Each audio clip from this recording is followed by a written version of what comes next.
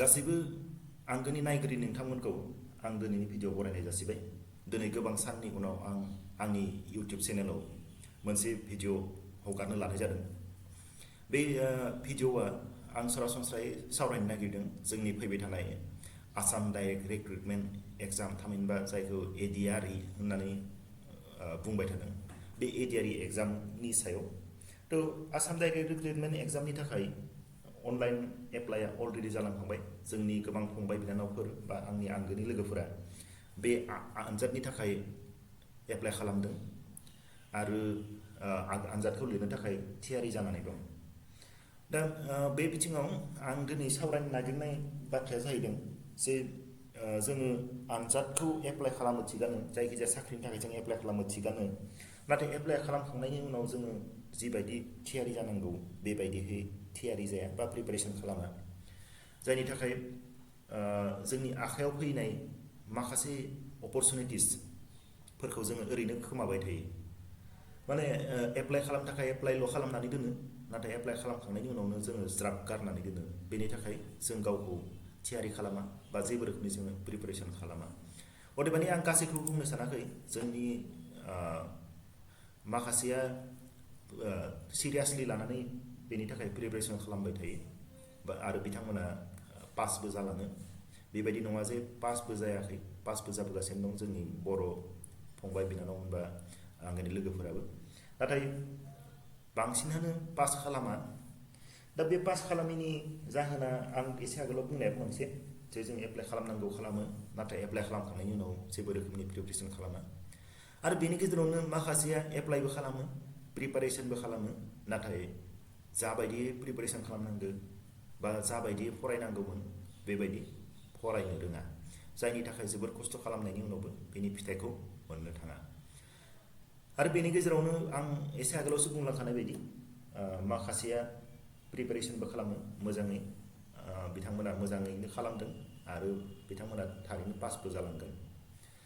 दा बैफोर फंबाय बिनानावमोन बा आंनि आंगोनि लोगो नोंथांमोन, जाय नोंथांमोना दासिमबो जेबो रोखोमनि प्रिपारेसन खालामाखै, ओरैनो एप्लाइल' खालामनानै दोनदों, नोंथांमोना जिथु एप्लाइबो खालामखाबाय, एसे स्टाडि खालाम, प्रिपारेसन खालाम गावखौनो, मानो होनबा बेबायदि सुबिदाफोरा फैबाय थाया। आरो जायफोर अलरेडि खालामबाय आरो प्रिपारेसनबो खालामबाय दं, जेबो रोखोमनि प्रब्लेम मोनाखै, नोंथांमोनाबो नोंथांमोननि थाखायबो आङो गाहाम हामलायथि बावहरबाय। आरो जायफोर बिथांमोना प्रिपारेसन माखौ फरायनांगौ, माबायदि फरायनो जेबो सानस'नानै मोनाखै, ओरैनो सा साज्रां फरायबाय थादों, बिथांमोननि थाखाय हयथ' दिनैनि भिडिअआ खामानियाव फैनो हागौ। आरो जायफोर प्रिपारेसन खालामाखै बिथांमोननि थाखायबो दिनैनि बे भिडिअआ एसे खामानियाव फैनो हागौ। मानो होनबा आं बेवहाय बेलेग जेबो खालामा, आङो मानि सायाव सोंथिफोरा जानो हागौ, सिलेबासखौसो आं एसे सावरायनो नागिरदों, बांद्राय गोथौआवबो हाबनाय नङा। नांगौ जेब्ला बिनि उनाव आङो टपिक वाइज आरोबाव भिडिअ लाबोबावगोन। दा गिबियाव आङो बेखौ बुंनो नागिरो जे जोंनि गोबां आनजादनि थाखाय एप्लाइ खालामनानै प्रिपारेसन खालामबाय थानाय बिथांमोना थरलि मोजाङै प्रिपारेसनखौ खालामनो रोङा। बेवहाय जोंनियाव नर्मेल मोनसे कनसेप्ट मानसिफोरा साननानै लायो, बेयो जाहैबाय मा एग्जाम होननानै बुङोब्ला, थामहिनबा साख्रिनि एग्जाम होननानै बुङोब्ला जेनेरेल नलेजखौल' मानसिफोरखौ बांसिन फरायबाय थानाय आं नुनो मोनो, अर्थात जेनेरेल नलेजनि सायावल' बांसिन सोनारनानै थायो। नाथाय जेनेरेल नलेज मोनसे साख्रिनि एग्जामा अकल जेनेरेल नलेजनि सायाव जाया। जेनेरेल नलेजनि अनगायैबो गोबां गुबुन गुबुन टपिकफोरखौबो जों नायनांगौ जायो।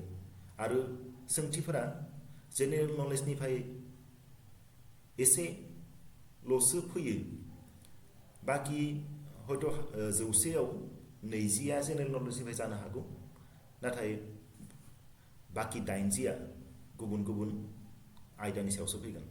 आरो बे आयदाफोरा जेरैबायदि लजिकेल रिजनिं बा इंलिसनि सायाव जानो हागौ, जानो हागौ नङा इंलिसनि सायावबो थागोन आरो हिस्ट्रिनि सायाव जागोन कारेन्ट एफेयार्सनि सायाव जागोन नाथाय बे हिस्ट्रि आरो कारेन्ट एफेयार्सआ अदेबानि जोंहा जेनेरेल नलेजावनो हाबो नाथाय बे जेनेरेल नलेजनि अनगायै आरो गुबुन गुबुन टपिकफ्रा आं एसे गोलावसो बुंनाय बायदि जेरै लजिकेल रिजनिं मोनसे थाबाय मेथामेटिक्स थाबाय इंलिश थाबाय बा बे आयदाफोरा थ' जोङो गासैखौबो समान समानै फरायनांगौ जायो बा गासैखौबो जोङो नायनांगौ जायो गासैनिफ्रायबो जुदि कुइसनफोरखौ एसेबो टाच खालामनो हायाबा अब्ला जोङो पास खालामनो थारैनो गोब्राब जानानै फैयो दा बेखायनो आं बुङाखै जे जेनेरेल नलेजखौ जोङो नायनो नाङा नाथाय जेनेरेल नलेजखौबो नायनो नांगौ आरो गुबुन गुबुन आयदाफोरखौबो जोङो समान समानै फरायनो नांगौ जेनेरेल नलेजआ मोनसे ओरैबायदि साबजेक्ट जायहा जेबो जोबनाय गैया नोंथाङा जेनेरेल नलेजखौ माब्लाबा बुंनो हाया जे आङो बे 100% लाबोगोन मानो होनबा जेनेरेल नलेज होननाय जा आयदा बे आयदानि जा फिल्ड बेयो जोबोर गुवार अदेबानि बुंनो थाङोब्ला जों सुबुं माहारिया बे मुलुगाव जोनोम जानायनि आगोलनिफ्रायनो हयथ' बेवहाय नोंथाङा बाथ्रा मिथिनांगौ जायो आरो बै समनिफ्राय लानानै दिनैसिमहालागै थ' बेखायनो जेनेरेल नलेजआ जोबोर गुवार मोनसे फिल्ड स' बेवहाय जोङो 100% मोनजोबनांगौआ जाखिनि कुइसन फैयो जेनेरेल नलेजनिफ्राय बे जेनेरेल नलेजनि गासै कुइसनखौ जों एटेम्प्ट खालामजोबनो हानांगौआ थारैनो जोबोर गोब्राब जानानै फैयो दा बे बिथिङाव जोङो नायनो थाङोब्ला मेथामेटिक्स जोंनि आसाम डाइरेक्ट रिक्रुटमेन्टनि जा मेथामेटिक्स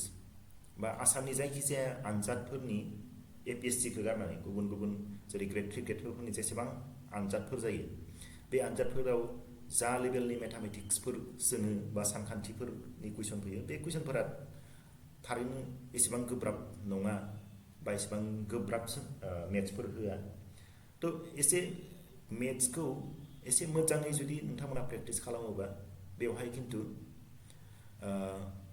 जाखिनि कुइसन फैयो गासैखौबो एटेम्प्ट खालामजोबनो हानायनि मोनसे चान्स थायो नैथियाव आरो बेबायदिनो जेनेरेल नलेजनि उनाव जे लजिकेल रिजनिंआबो सेम लजिकेल रिजनिंआबो खम बेसि परिमानै बेवहायबो मेथ्सआनो माखासेया थाखायो थ' मेथ्सजों लजिकेल रिजनिंजों अलमस्ट गोबां माबासिमहालागै बे अलमस्ट सेमानो एसेल'सो लजिकेल रिजनिंआव मोनसे मोननै कुइसन थादेरो जायफोर माने मेथ्सजों सोमोन्दो गोनां नङा दा बेखायनो मेथ्सखौ जुदि नोंथाङा मोजाङै प्रिपेरेसन खालामबा लजिकेल रिजनिंनि खावसेया प्रिपेरेसन खालामखानाय बायदियानो जायो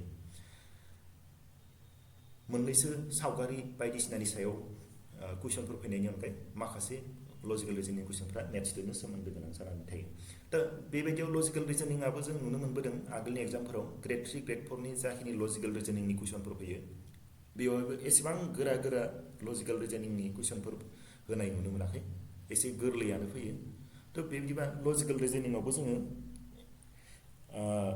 अलमस्ट 80%खौ जोङो आसा खालामनो हायो नोंथाङा जुदि मोजां स्टाडि खालामोबा आउट अफ 100 80%खौ माने नोंथाङा आसा खालामनो हायो बेबायदिनो जेनेरेल इंलिसआबो बेबायदिनो मोनसे साबजेक्ट जेराव नोंथाङा जुदि एसे इंलिसनि सायाव नलेजआ दङबाथ' 100% बेवहाय एचिभ खालामनो हागोन बा 100% मोननो हागोन बे ग्रामारनि नलेज जुदि दङब्ला मोजाङै आरो सेकेन्ड बे अल्टारनेटिभ वार्डस बा सिनोनिम वार्डसफोरनि गियाना जुदि एसे मोजाङै नायनाय जायोब्ला बेवहायबो 100%आनो मोननायनि मोनसे चान्सआ थायो अब्ला जोङो बे मोनथाम टपिकखौ गोबां जोंनि आनजाद होगिरि बिथांमोना जोबोर गाज्रि रोखोमै गारनानै दोनो आरो गासै फकासखौ जेनेरेल नलेजावल' होबाय थायो थ' मोनसेल' टपिकखौ जोङो एटेम्प्ट खालामनानै जेनेरेल नलेजखौल' जुदि जों फरायबाय थायोबा जेनेरेल नलेजाव 100आव 100 मोनोब्लाबो नोंथाङा एग्जामखौ ओरैनो पास जानाय नङा आरो एसे आगोलावसो बुंलांखादों जेनेरेल नलेजआ ओरैबायदि मोनसे साबजेक्ट बा आयदा जायखिजाया साख्रिनि आनजादावनो जेराव माने नोङो मालाबाबो फरायनानै फोजोबनो हागोन बायदि नङा बा नोंथांनि फरायनाया मालाबाबो साफिसियेन्ट जाया। थ' जेनेरेल नलेजखौबो नाय, नाथाय बे इंलिश, मेथ्स बा लजिकेल रिजनिं बेखौबो नोंथांमोना गारनानै दोननो नाङा, समान समानैनो बेफोरावबो गोसो हो, अब्ला थारैनो पास जानो हागोन। नैबे आं जा सिलेबास लादों दिनैनि बे भिडिअ, बे सिलेबासा एक्सुवेलि आङो आसाम डाइरेक्ट रिक्रुटमेन्ट एग्जामनि नटिफिकेसननिफ्राय लानाय नङा। बेयो जोंनि जा आसाम केरियार मोनसे वेबसाइट दं, जोबोर फेमास, आंबो फल' खालामो, गोबाङानो बेखौ फल' खालामो। बे आसाम केरियार वेबसाइटआव बिथांमोना मोनसे सिलेबासफोर होनानै दोनदों। जेरैबायदि नैबे आं सावगारियाव खिन्थिबाय थानाय सिलेबासा बेयो ग्रेजुवेट लेभेलनि सिलेबास। बेवहाय बुंदों ससियेल स्टाडिस, बेनि उनाव general knowledge, logical reasoning and mental ability, general English, general mathematics, reading comprehension and English language. नाथाय अब्ला बेयाव नाय, ससियेल स्टाडिसाव 30, जेनेरेल नलेजाव 35, लजिकेल रिजनिं एन्ड मेन्टेल एबिलिटियाव 20, जेनेरेल इंलिशाव 10, जेनेरेल मेथामेटिक्सआव 30, reading comprehension and English language बेहाय 25 होनानै दोनो। दा बे कुइसनफोरा आं एक्जेक्टलि बुंनो हानाय नङा बेबायदिनो जागोन ना, नाथाय सरासनस्रा बेखिनिखौनो जों फरायनांगौ जाखायो। बेनिख्रुइ बाराबो नङा, खमबो नङा, बेखिनि टपिकआनो थाखायो। अदेबानि बेनिफ्राय माबेबा मोनसेनिफ्राय एसे बुरजासिन मार्क थानो हागौ, माबा मोनसेनिफ्राय एसे खमसिन थानो हागौ, नाथाय फरायनांगौ बेखिनि टपिकआनोखा। नोंथाङा मार्क्सखौ नायलायनांगौ एसेबां माबा गैया, नाथाय बेखिनि टपिकखौ जाहाथे गासैखौबो कभार खालामजोबो। थ' गुबुन हायार सेकेन्डारि लेभेल बा HSLC लेभेलनिफ्रावबो बेखिनि टपिकआनो सरासनस्रा दं। थ'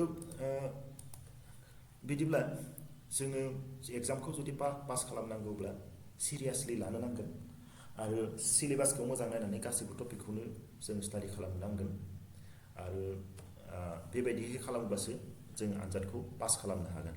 ओरैनो एप्लाइ खालामनानै एग्जाम खालि एडमिटखौ डाउनलड खालामनानै जुदि नोंथाङा एग्जामल' होनो थाङोब्ला पास खालामनो हानाय नङा। आरो आं आगोलावनो बुंखादों, जोंनि थाखाय बेफोरो मोनफा मोनफा अपरचुनिटिसफोर बायदि, सुबिदाफोर बायदि। थ' बेबायदि सुबिदाफ्रा गले गले फैबाय थाया, गले गले जोंनि आखायाव फैबाय थानाय नङा। थ' जि खेबसे फैयो बेखौनो जोङो नाजावनो सेस्था खालामनांगौ बा मोनथारनायनि थाखाय नाजानो नांगौ। नङाब्ला जोंनि थाखाय बैसोआ थांबाय थागोन, समा बारलांबाय थागोन, आखायाव जेबो फैनाय नङा।